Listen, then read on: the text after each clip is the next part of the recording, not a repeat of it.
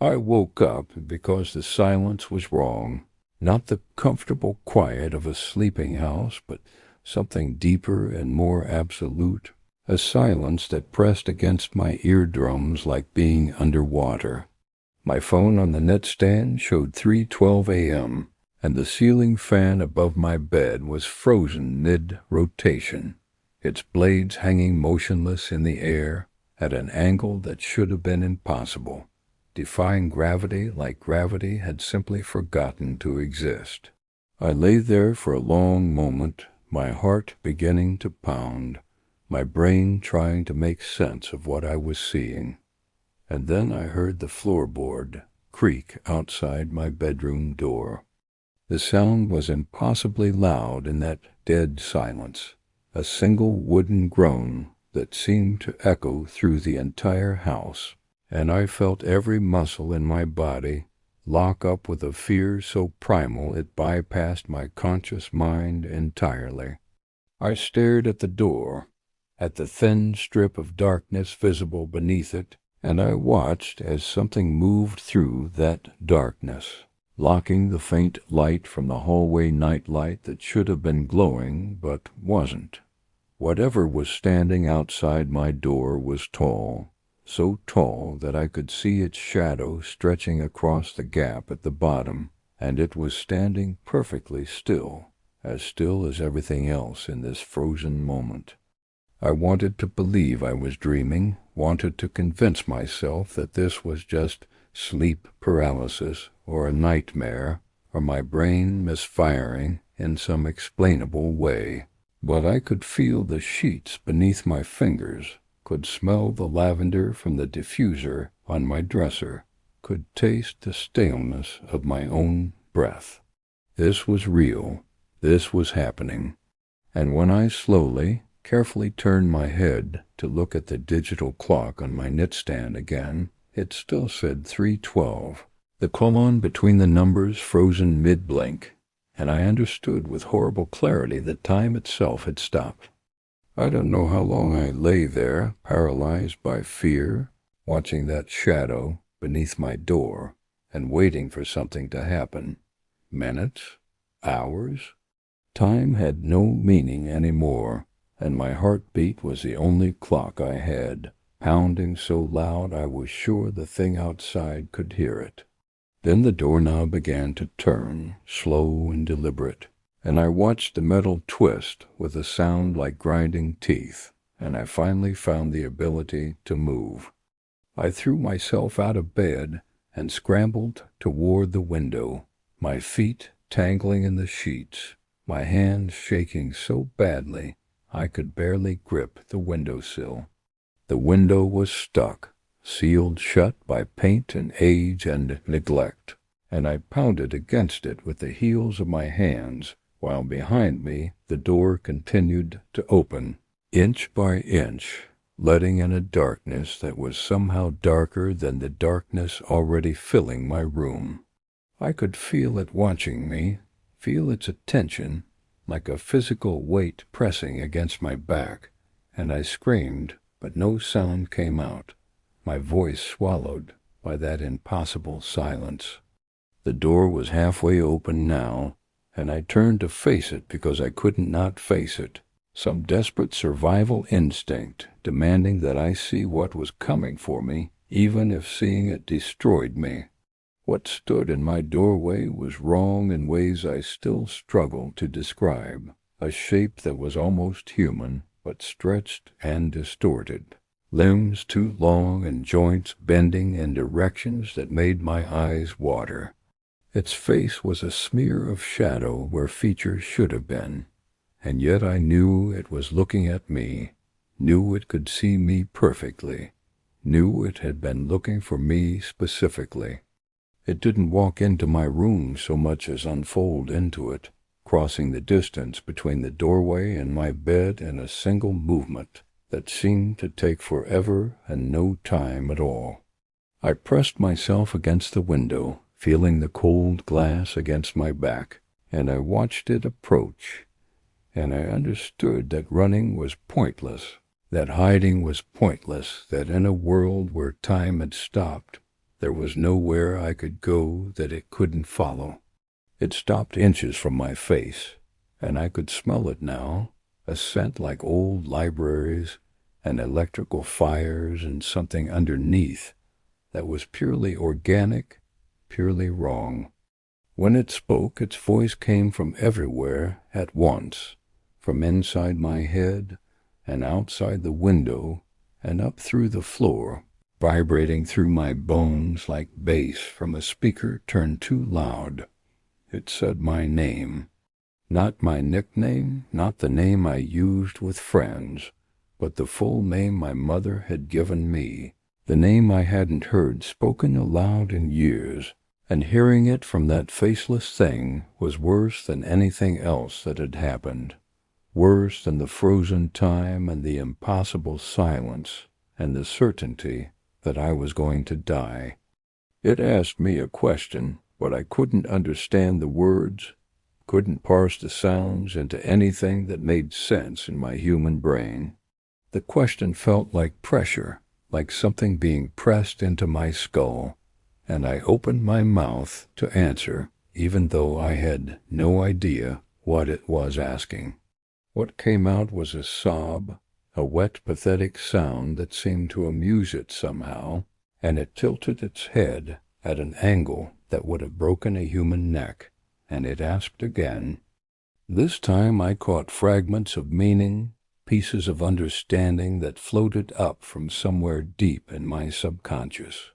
It was asking about doors, about which door I had opened, about what I had let through, and whether I knew the cost, and whether I was willing to pay it. I shook my head frantically, tried to explain that I hadn't opened anything, hadn't done anything, didn't understand what it wanted, but the words wouldn't come out, trapped in my throat by that suffocating silence. The thing reached toward me with a hand that had too many fingers, each one ending in something that wasn't quite a nail and wasn't quite a claw, and I felt it touch my forehead with a cold that burned like fire. Images exploded through my mind, memories I didn't recognize, things I had never experienced playing out behind my eyes like movies I couldn't pause or stop. I saw myself in places I had never been, doing things I had never done, opening doors that should have stayed closed, and I understood finally that this wasn't about me, not exactly, but about something I was connected to, something that had used me as a conduit. The memories showed me a night 3 weeks ago, a night I barely remembered, when I had downloaded a file from a website I couldn't recall visiting. The file had contained something that looked like text, but wasn't, symbols that had rearranged themselves on my screen, patterns that had burned into my retinas and then faded, leaving nothing behind except a vague headache and the sense that something important had happened. I had dismissed it as a virus, had run a scan and found nothing, had gone to bed and forgotten about it entirely. But I hadn't forgotten, not really. The symbols were still there, burned into my brain, and every night at 3:12 a.m. they had been broadcasting, sending out a signal to something that had been listening. The thing withdrew its hand from my forehead, and the memories faded, leaving me gasping and shaking against the window. It spoke again, and this time I understood every word perfectly, the meaning landing in my brain like stones dropped into still water. It told me I had 3 choices. I could become a door permanently, my body and mind transformed into a gateway that it and others, like it, could use to enter this frozen moment whenever they wished.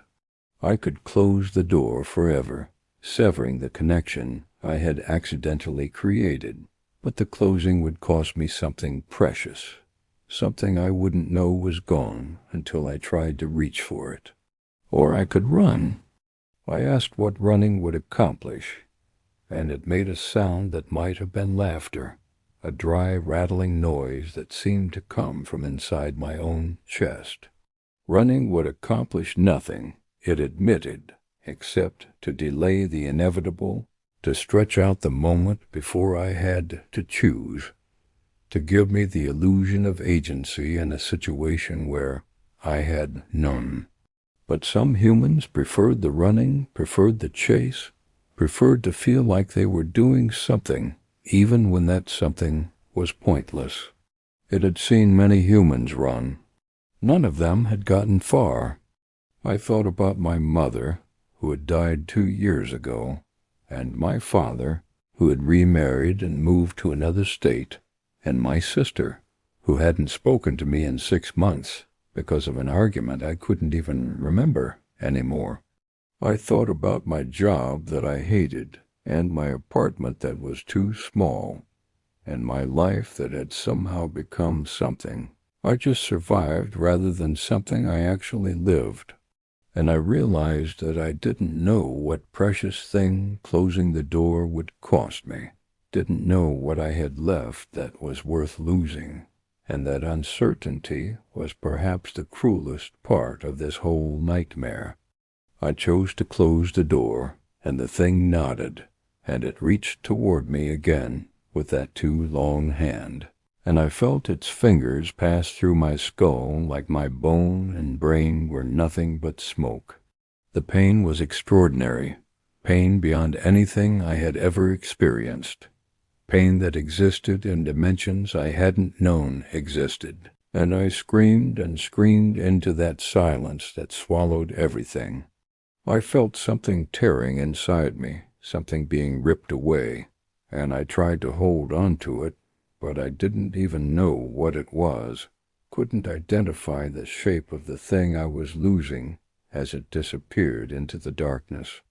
Then it was over, and the thing was gone, and time lurched forward like a car starting after stalling, and my ceiling fan resumed its rotation, and my clock blinked to 3:13, and sound came rushing back into the world with a force that made me dizzy. I collapsed onto my bedroom floor and lay there crying, touching my face and my chest and my arms, checking to make sure I was still real, still solid, still alive.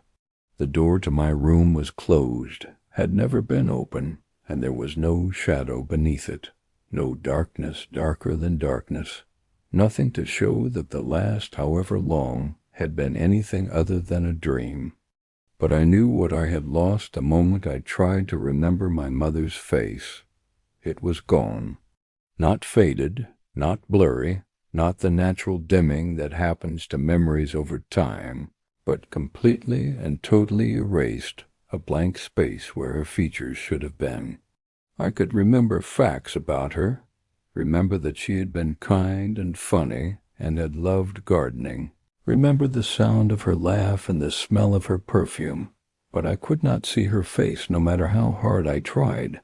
It was like someone had taken an eraser to that specific part of my memory, leaving everything else intact, but removing the one thing that mattered most.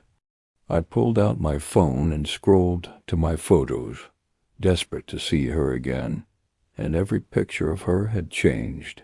She was still in them, still posed beside me at birthday parties and graduations and ordinary Sunday dinners, but her face was a blur, a smear of pixels that no amount of zooming or editing could resolve. I called my sister at 4 a.m, not caring that she wasn't speaking to me, and I begged her to describe our mother's face, and she did, but the words meant nothing, formed no image in my mind, and I cried so hard I couldn't breathe. The thing had been honest with me.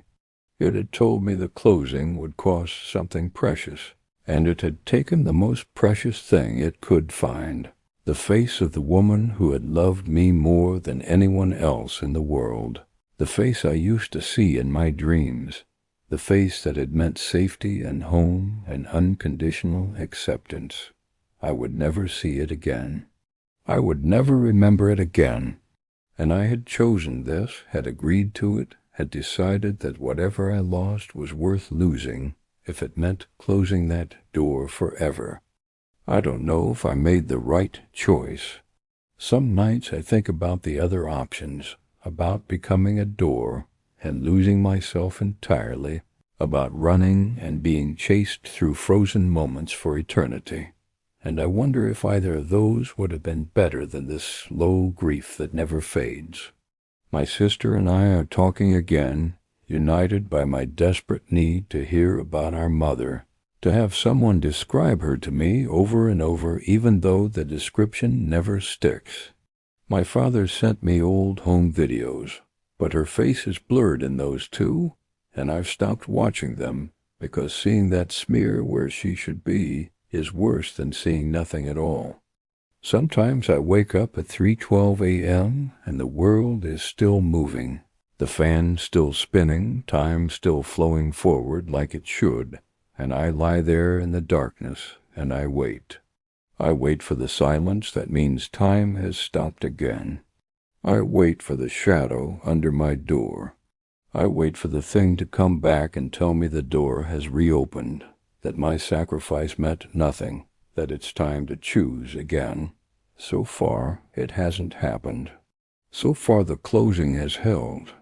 But I know that somewhere out there, other people are downloading files they don't remember finding, seeing symbols that burn into their brains, becoming doors they don't know they're becoming. And every night at 3:12 a.m., in frozen moments all around the world, things that aren't quite human are stepping through doorways that used to be people, asking questions that can't be understood, offering choices that aren't really choices at all. I closed my door, but there are millions of others, and the things keep coming, and time keeps stopping, and the silence keeps pressing in, and somewhere right now someone is waking up to a wrongness they can't explain, looking at a clock that refuses to change, listening to footsteps that don't belong to anyone who lives in their house. I hope they choose wisely. I hope they're ready to lose something precious. I hope they understand that closing the door is just the beginning, and living with what you lost is the part that never ends.